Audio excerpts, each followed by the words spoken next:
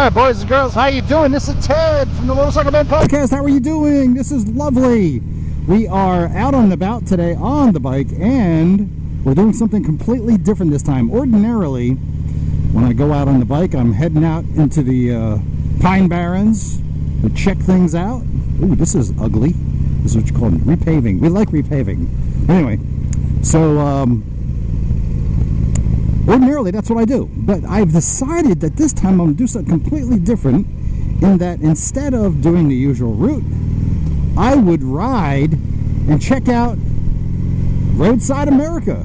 These are oddities that are roadside, and this is a practice that stemmed back from the early 1940s and the 1950s. This is where, like Route 66 days, when businesses would do strange things just to draw people into their establishment.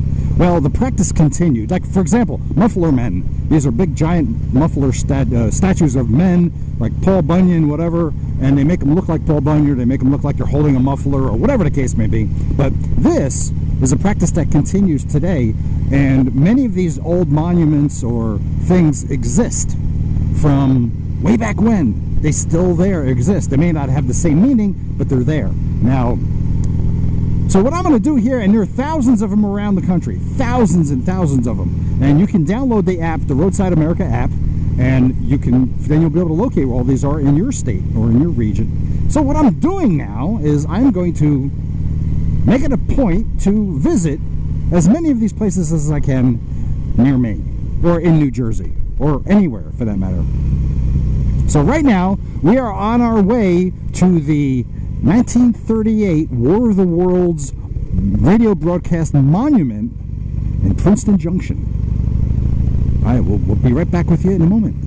Here we are at Van Ness Park. This is where the monument is for the War of the World radio drama monument. Apparently this is where it happened. Well, this is where the supposed invasion happened. So, here's the bike. Let's go take a look. War of the Worlds broadcast. 1938, there was no television or cell phones. People gathered around their radios for news and entertainment. America was just coming out of the Great Depression, and Adolf Hitler had recently ascended into power in Germany. A threat of another world war had Americans on edge. The War of the Worlds was a science fiction novel by H.G. Wells that was adapted by the Mercury Group on CBS Radio at 8 p.m. on October 30th, 1938. The production was directed and narrated by Orson Welles, who also voiced many of the characters. When Wells and Howard Koch adapted the book for a radio play, the script was written and performed so it would sound like a news broadcast about an alien invasion. While the broadcasters made several periodic announcements that the show was a fictional performance, many listeners believed that the events were actually happening. Go figure. The broadcast was a 1 hour long and consisted of multiple news bulletins which interrupted Raymond Raquello and his orchestra playing smooth jazz. The skit involved on-the-scene reporters and scientific authorities who reported on the events occurring as the Martian capsule landed in Grover's Mill. The Martians attacked and destroyed the New Jersey State Militia and then attacked in other cities throughout the country, including New York City. The last portion of the broadcast was a monologue by Wells explaining that the Martians had been killed by a pathogen. To end the show, Wells went back to his normal persona and announced that the show was a Halloween joke.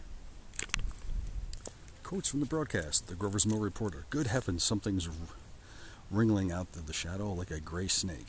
Now it's another one and another. They look like tentacles to me. There I can see it, the thing's body. It's large as a bear, and it glistens like wet leather. But that face, ladies and gentlemen, it's indescribable. I can hardly force myself to keep looking at it. The eyes are black and gleam like a serpent. The mouth is V-shaped, with saliva dripping from its rimless lips that seem to quiver and pulsate. A Princeton professor is describing the Martian's weapon. I want for a better term, I shall refer to the mysterious weapon as a heat ray. It's all too evident that these creatures have scientific knowledge far in advance of our own.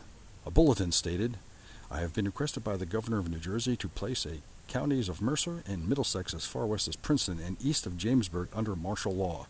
4 companies of state militia are proceeding from Trenton to Grover's Mill and will aid in the evacuation of homes within the range of military operations. International reaction. Approximately 6 million people are believed to have heard the broadcast, and there have been conflicting ideas about the number of people who actually panicked. The front page of the New York Times on the following day had the story of the broadcast in the headlines with radio listeners in panic, taking war drama as fact. The story told of responses throughout the country, including thousands of persons called the police, newspapers, and radio stations here in other cities of the United States and Canada seeking advice on protective measures. In Newark, a single block at Hedden Terrace, more than 20 families rushed out their house with wet handkerchiefs and towels over their faces. In Indianapolis, a woman ran into a church screaming, "New York destroyed. It's the end of the world. You might as well go home and die. I just heard it on the radio." Services were dismissed immediately.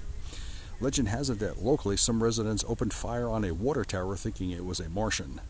In the days following the broadcast, a public outcry arose, but the station maintained that listeners were reminded throughout the broadcast that it was only a performance. The Mercury Theater escaped punishment, and CBS had to promise never to use the "we interrupt this program" format in fictional entertainment. In 2003, the broadcast of the War of the Worlds was made part of the National Recording Registry in the Library of Congress. Panic? People don't panic. This is a pretty lake. I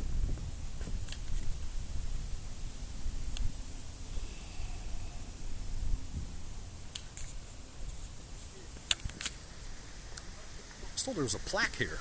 I gotta find the plaque. And here it is, the War of the Worlds plaque. Describing everything that went on here on the evening of October 30th, 1938. Orson Welles and the Mercury Theater presented a dramatization of H.G. Wells' The War of the Worlds as adapted by Howard Koch. This was to become a landmark in the broadcast history, provoking continually thought about media responsibility and social psychology and civil defense. For a brief time, as many as 1 million people throughout the country believed that Martians had invaded Earth, beginning with Grover's Mill, New Jersey. Wow. How about that? Media responsibility. How about that? The Martian landing site. How about that? We're going to see if we can find the water tower that everybody thought was a spacecraft. Be back. All right, so that was the monument for the War of the Worlds broadcast. Now we're going to it's another oddity that they call the Martian, and this is what somebody had created to look like the Martian here in Princeton Junction. They thought was cool, so we're going to make a left here. We're going to go see that. This is pretty odd. I've never seen any of this stuff. So again, Roadside America, check it out. It's really neat. I actually had the owner of Roadside America on the show, and we talked about that.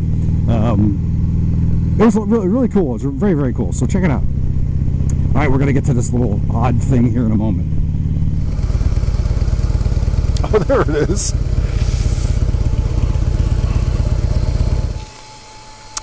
And here we have the War of the Worlds Martian ship.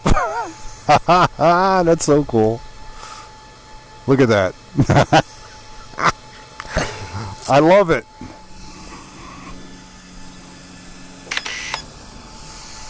Cool. All right, there you go. That was the War of the Worlds Martian. Now we're headed over to the War of the Worlds coffee shop. But when they get a theme, they run with it, which is fine. It's entertaining, I think. Now, I have some videos coming up. I am so backlogged with videos, it's insane. But I do have if you listen to the podcast, you did hear the review I did of the Livewire.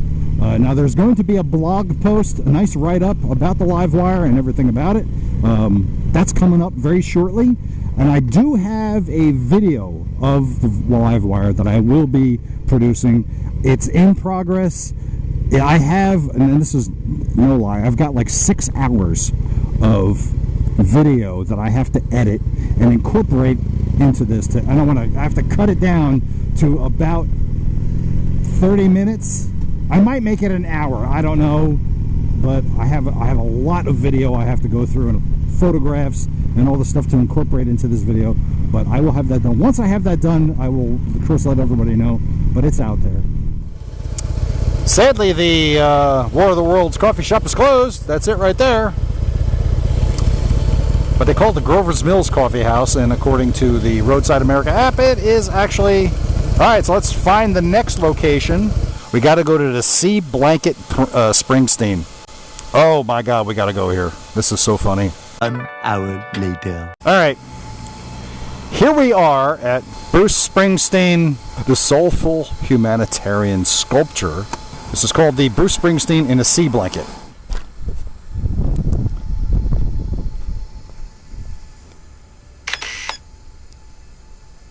Now, I don't know who this other guy is. No idea. Oh, I see. According to the Roadside America app, it is supposed to be Clarence Clemens. That's who that's supposed to be, his saxophone player. And apparently he was joined by Mr. Springsteen's likeness in 2020? Yes, in 2020. He was added. That's supposed to be Clarence Clemens. And there should be a saxophone in his hand. Instead, there is just a big, weird blanket. Okay. There you have it. Where should I go next? 2 hours later. All right. Here we are at the colossal head of Franklin Delano Roosevelt. Colossal. Look at the size of that head. I think that's going to be it for now. I think I'm going to head back to the house, have some dinner, relax. That's it for now. Big head, big head, big head, big head. Look at the size of that thing. It's huge. It's that big. See? It's that big. Although there is one more I might stop and see, which is near home. It's a giant ant. Yes, you heard me right. A giant ant. Not like Auntie M or Auntie May, but bug. A giant ant bug. Let's go check it out. 12 seconds later.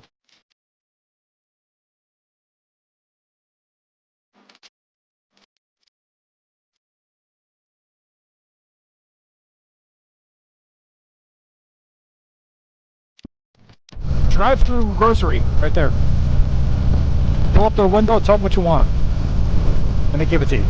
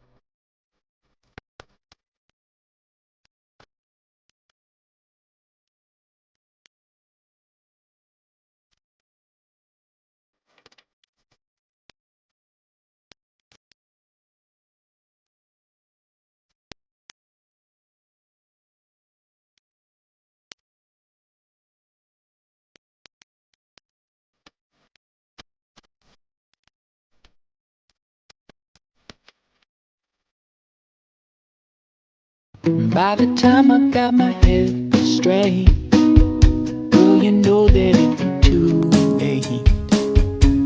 I should have heard you. I knew that you were walking by. If only we were both young, you know that we could have fun. But my dear, time has passed the both of us by. I love you, I wanna be something I'm not, but I'm not half bad. Your focus is off, as a matter of fact, you're wrong. Pieces uncover that we are not lovers at all, and it ain't half bad. Your focus is off, as a matter of fact, we're wrong. Yeah, you know I was a nice guy. Well, that's it for this ride. Hope you enjoyed this. It was a lot of fun going out seeing some real bizarre stuff. we're going to get more of that in the future. So again, stay tuned. I got the Livewire video is going to be coming out very soon. Just be patient. That'll come out. There may be some other videos in the meantime, but that's the way it's going to be. All right. Well, thank you very much for tuning in. Don't forget to hit that like button. Give me that thumbs up. And don't forget to subscribe if you already haven't. And my name is Ted. I'm the host of Motorcycle Men Podcast. And this has been Ride with Ted. And I hope you enjoyed this. Get out there, be safe, and ride with both hands. The pieces uncovered that we are not lovers at all. And it ain't half bad. Your focus is off. As a matter of fact, we're both wrong. And now we're on a tailspin, and we both set a gauge to win. As a matter of fact, you're treating me wrong.